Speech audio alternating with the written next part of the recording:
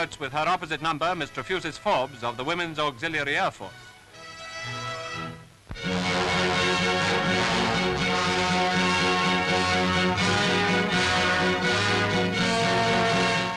It's not much more than a month ago since Mr. Molotov broadcast to the people of the Soviets, telling them of Hitler's latest criminal aggression, this time against them. Страну атаковали наши границы во многих местах и подвергли... These are some of the 180 million people against whom Hitler had just turned his war machine. And they fully understood what that meant. The same as for Britain and her other allies, blood, toil, tears and sweat. In Moscow, there was a rush to buy Pravda and read the latest news of the fighting. How far had the Nazis advanced? Were the boys at the front holding them? Had the Red Air Force bombed the enemy? One can imagine a few of the things the Russian people wanted to know. Everywhere, local leaders explained the situation at meetings of workers, calling on them for their maximum effort in this hour of danger. Было завоевано, трудящихся своих европейских мест фашистов уничтожим. Пойдет дорога. And everywhere throughout their vast country, the people of Russia responded.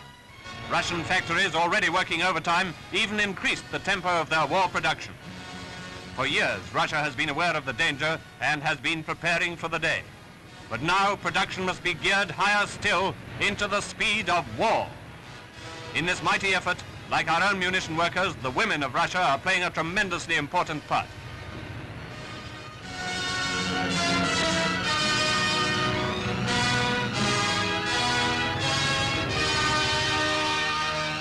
Women are working in the factories, and women also carry on much of Russia's ARP work.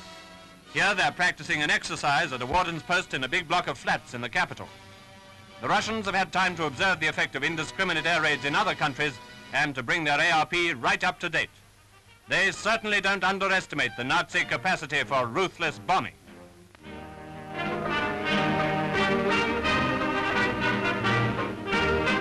Of course, one of the reasons for Hitler's attack is no doubt to replenish his oil. Down on the Caspian Sea, and evidently from under it, the Soviet draws much of its oil, which flows by pipeline from Baku to Batum on the Black Sea. So the Nazis would like to control the oil fields of the Caucasus as well as the cornfields of the Ukraine.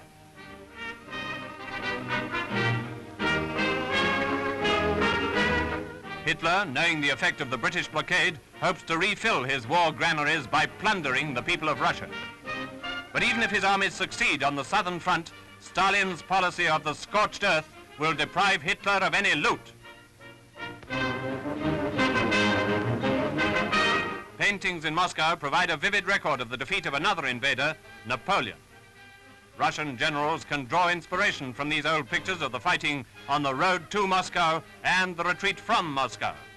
Only 1 out of every 4 men got back to Smolensk on the return journey. Today, Russia once more resists aggression to the utmost of her strength.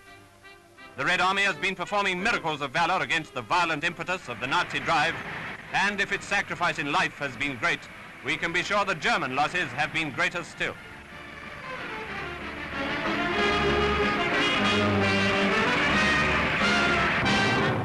The part of the Red Air Force is heroic, destroying enemy machines, supporting its own army, bombing the vital oil fields of Ploisti.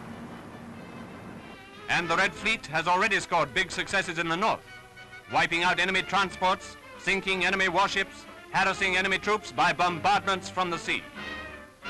From the west, we must fully support Russia's gigantic effort, for our joint success now can win this war.